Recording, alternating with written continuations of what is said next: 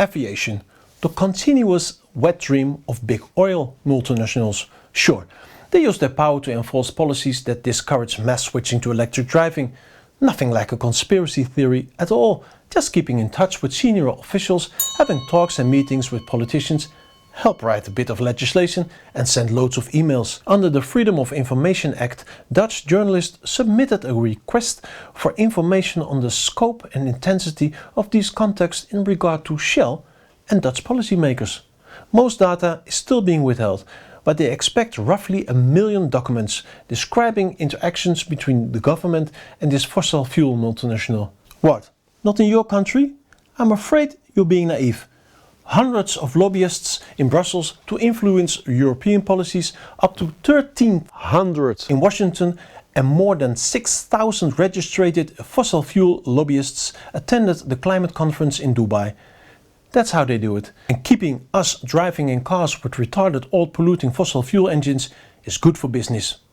Their business. But the quantity of fossil fuels needed to make a car ride bears no comparison to the amount of fossil dredge needed to make a flying brick like an airplane take off and stay in the air. A medium-sized airport like Amsterdam Schiphol is refueling well over 1 billion gallons of kerosene annually. Only pipelines can feed the amount of fossil fuels airports consume.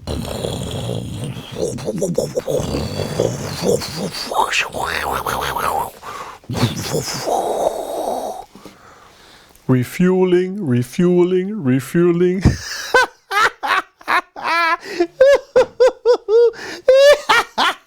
And with massive fuel consumption comes massive pollution. The ultra-fine dust emission of a plane taking off equals the emission of a... All things considered gives an independent, insightful look at current events.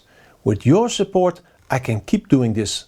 Please go to allthingsconsidered.eu to find out if you can help. And of course, hit that like and subscribe button. And with massive fuel consumption comes massive pollution. The ultra-fine dust emission of a plane taking off equals the emission of 1 million trucks.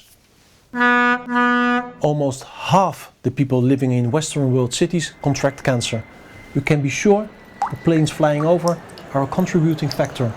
This former airport platform employee can't recall any colleagues, former or retired colleagues, that died of natural causes. Ik ken helemaal geen enkele collega of werknemer op Schiphol met andere doodsoorzaak. Dan kanker. You still might be wondering why governments aren't investing in clean, energy-efficient express trains. Taking in and out check times into account, express trains can cover up to 600 miles in the same time span as an airplane. Have trains going back and forth to all major cities every 20 minutes, crossing state and country borders. Why are governments spending enormous amounts of tax money to keep flying affordable for a limited amount of people? Trains are cheaper, cleaner, and could make traveling abroad accessible for everybody. What's happening here?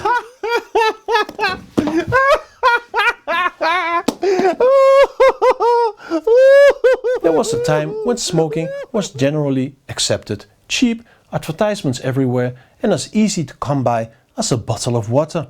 But then doctors and civil society sprang into action. Public opinion changed and people started demanding legislation to marginalize smoking. Eventually, the same will happen to aviation. But for heaven's sake, let's get on with it.